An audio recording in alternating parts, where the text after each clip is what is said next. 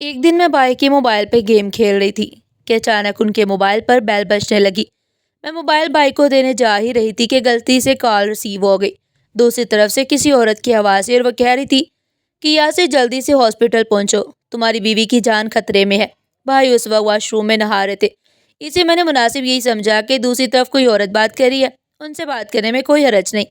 میں نے جیسے ہی موبائل کان کے ساتھ لگا کر ہیلو کیا تو دوسری طرف سے آواز آئی، میں لیڈی ڈاکٹر سمینا بول رہی ہوں، کیا یہ یاسر کا نمبر ہے؟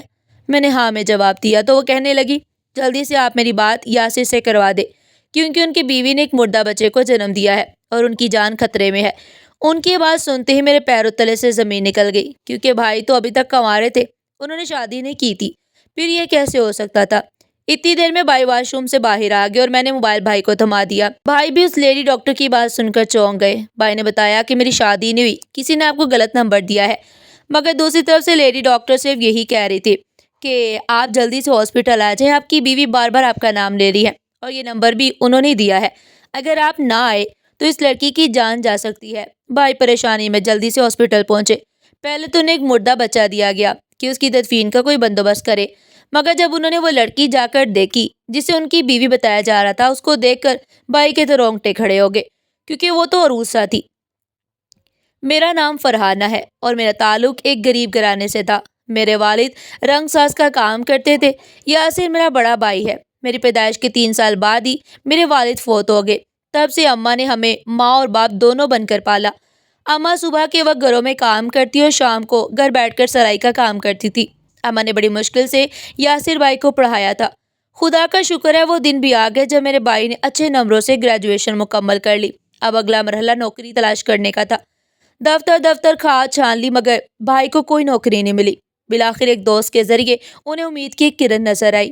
سلیمان یاسر بھائی کا بہت ہی قریبی دوست تھا۔ ان کا بچپن ایک ساتھ ہی گزرا۔ وہ ایک ہوٹل میں ریسیپشنسٹ کلرک تھا۔ سلیمان کو بیرون ملک جانے کا بہت ہی شوق تھا۔ خوش قسمتی سے اسے بیرون ملک جانے کا موقع مل گیا، اس لیے اس نے یاسر سے کہا کہ تم ملازمت کی تلاش میں ہو اور میں ملازمت چھوڑ کر جا رہا ہوں، میری سیٹ خالی ہے، کہو تو ہوٹل کے مینیجر سے تمہارے لیے بات کر لوں۔ اندھے کوہے کو کیا چاہیے؟ اندھے کو کیا چاہیے؟ 2 آنکھیں۔ فی الحال یہی کافی تھا کہ جب تک کسی اچھی جگہ جاب نہیں لگتی، اسی ہوٹل میں جاب کر لیتا ہوں۔ بھائی نے فوراً حامی بھر لی۔ سلیمان نے اپنی جگہ یاسر بھائی کو اس ہوٹل میں ریسیپشنسٹ لگوا دیا۔ تنخواہ تو کم تھی، مگر ہم 3 افراد کا گزارا ہو سکتا تھا۔ بھائی خوشی خوشی اس جاب پر جانے کے لیے راضی ہو گئے، لیکن کچھ ہی دنوں بعد یاسر بھائی اپنی ملازمت سے کچھ غیر مطمئن نظر آنے لگے۔ بھائی سے معلوم کرنے پر پتہ چلا کہ جس ہوٹل میں وہ ریسیپشنسٹ تھے وہ نام کا ہوٹل تھا۔ دراصل وہ ایک نائٹ کلب تھا جہاں رات کے وقت بڑے برے لوگ آتے اور لڑکیوں کے ساتھ مل کر ڈانس پارٹیاں مناتے۔ بہرحال مجبوری سب کچھ کروا لیتی ہے۔ اماں کی طبیعت بھی ان دنوں خراب رہنے لگی اور یوں 2 سال گزر گئے۔ ان 2 سالوں میں کئی رقاصائیں آئیں اور اپنی ادائیں دکھا کر کسی دوسرے ہوٹل سے منسلک ہو گئے۔ ان سب میں عروسہ ایک واحد لڑکی تھی جو ابھی تک اسی ہوٹل سے وابستہ تھی۔ عروسہ واقعی بہت ہی خوبصورت تھی۔ اپنے نام کی طرح وہ جب بھی بناؤ سنگار میں ہوتی تو ہر دفعہ نئی دلہن جیسی لگتی، مگر میک اپ زدہ چہرے کے باوجود معصومیت اس کے رنگ و روپ سے جھلکتی تھی۔ خدا جانے اس کی کیا مجبوری تھی جس کی وجہ سے وہ اس پیشے سے منسلک ہوئی۔ جب بھی وہ یاسر بھائی کو دیکھتی تو ایک دلخراش مسکراہٹ اس کے لبوں پر آ جاتی۔ وقت اسی طرح گزرتا رہا۔ ایک روز جب یاسر بھائی ڈیوٹی آف کر کے گھر جانے کی تیاری کر رہے تھے تو ایک ویٹر ان کے پاس آیا اور ایک لفافہ بھائی کو تھما دیا اور کہنے لگا، یہ میڈم نے دیا ہے، اور پھر وہ چلا گیا۔ بھائی نے سمجھا کہ شاید کسی لڑکی کو کچھ منگوانا ہوگا۔ پہلے بھی اکثر ایسا ہی ہوتا تھا کہ رقص کرنے والی لڑکیاں بھائی کو کاغذ پر کچھ لکھ کر دیتی اور بھائی واپسی پر ان کی مطلوبہ چیز لا دیتے۔ انہوں نے لفافہ کوٹ کی جیب میں ڈالا اور ہاتھ منہ دھونے واش روم چلے گئے۔ واش روم جانے کے لیے میک اپ روم کے سامنے سے گزرنا پڑتا تھا۔ جیسے وہ وہاں سے گزرے تو دیکھا عروسہ شیشے کے سامنے میک اپ کرنے میں مصروف تھی۔ آئینے میں بھائی کو دیکھ کر اس کے ہاتھ سے لپسٹک چھوٹ کر فرش پر گر گئی۔ اس نے پلٹ کر دروازے کی طرف دیکھا اور اٹھ کر کھڑی ہو گئی اور ایسا سے بولی، یاسر دروازہ بند کر لیا کرو، یہاں سے کئی لوگ گزرتے ہیں۔ بھائی نے کہا، ہاں میں بھول گیا تھا۔ اس نے گھبرا کر کہا، بھائی اتنا کہہ کر آگے بڑھ گئے۔ واش روم سے ہاتھ منہ دھو کر نکلے تو وہ جا چکی تھی۔ بھائی تکے ہارے گھر پہنچے، لباس تبدیل کر بستر پر لیٹ گئے۔ تبھی لفافے کا خیال آیا جو ویٹر نے دیا تھا۔ اٹھ کر کوٹ کی جیب سے لفافہ نکالا اور کھول کر تحریر پڑھنے لگے۔ خط پڑھتے ہی بھائی سکتے میں آ گئے۔ یہ روسا کی طرف سے لکھا ہوا تھا کہ اس نے اپنی پریشانی کا حال لکھا تھا کہ وہ ایک سخت مشکل میں پھنس گئی ہے اور چند مہینوں میں ایک بچے کو جنم دینے والی ہے۔ یہ تحریر پڑھتے ہی یاسر بھائی کے رونگٹے کھڑے ہو گئے، کیونکہ جہاں تک ان کو علم تھا عروسا غیر شادی شدہ تھی، یا پھر اس نے خود کو جان بوجھ کر غیر شادی شدہ ظاہر کیا، اور اس ہوٹل میں صرف رقص کی پارٹیاں ہوتی تھی۔ اگلے دن وہ یاسر سے ملی اور بولی، یاسر میں مصیبت میں ہوں، اس دفعہ اس بارے میں تم سے بات کرنی ہے۔ بولو۔ بھائی نے کہا، ابھی اس وقت یہاں کوئی مچھوت نہیں ہے، تم بات کر سکتی ہو۔ تم نے خط پڑھا تھا؟ ہاں پڑھ لیا ہے۔ دیکھو یاسر، دراصل تم ہی یہاں واحد ایسے مرد ہو جس پر میں بھروسہ کر سکتی ہوں، اسی لیے میں نے تمہیں اپنے راز میں شامل کیا۔ اب میری عزت تمہارے ہاتھ میں ہے، یہ میری زندگی کا سوال ہے۔ پچھلے کئی دنوں سے میری طبیعت خراب تھی، جب ڈاکٹر سے چیک اپ کروایا تو پتہ چلا کہ میں پریگننٹ ہوں۔ یہ کہتے ہوئے اس کی آنکھوں میں آنسو آ گئے۔ بھائی تو جیسے پتھر کے ہو گئے، مگر مجھ سے بہت بڑی غلطی ہو گئی، میں نے اسپتال میں بچے کے والد کے نام کی جگہ تمہارا نام لکھوا دیا۔ اگر میں ایسا نہ کرتی تو میری جان کو خطرہ تھا۔ یہ سن کر بھائی سکتے میں اگر کچھ کہہ نہ پائے، اتنے میں کچھ کہا اگر وہ اپنے روم میں چلی گئی۔ بھائی کا یہ دن بڑی مشکل اور پریشانی میں گزرا۔ اس روز وہ ہوٹل سے جلدی آ کر اپنے وجود کو بستر پر گرا دیا۔ تمام رات پریشانی میں گزری۔ اماں نے لاکھ پوچھا کہ کیا بات ہے، مگر وہ کچھ نہیں بتا سکے۔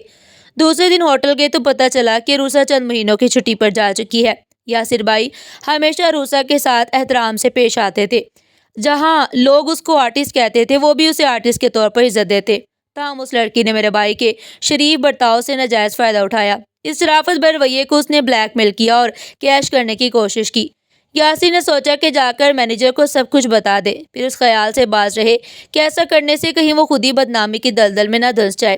فی الحال چپ رہنے میں ہی عافیت جانی۔ ثبوت تو کوئی تھا نہیں کہ عروسا سے ان کا کوئی واسطہ یا بندھن ہے، لہٰذا جو ہوگا دیکھا جائے گا، یہ کہہ کر دل کو تھام لیا۔ اس بات کو کچھ مہینے گزرے تھے۔ صبح کا وقت اور بھائی واش روم میں نہا رہے تھے کہ اچانک ان کے موبائل کی گھنٹی بجی۔ موبائل میرے پاس تھا اور غلطی سے کال ریسیو ہو گئی۔ میں نے جیسے ہی ہیلو کیا تو دوسری طرف سے ایک محترمہ کہنے لگی، جلدی سے میری بات یاسر سے کروا دو، ان کی بیوی کی جان خطرے میں ہے اور ان کا بچہ مردہ پیدا ہوا ہے۔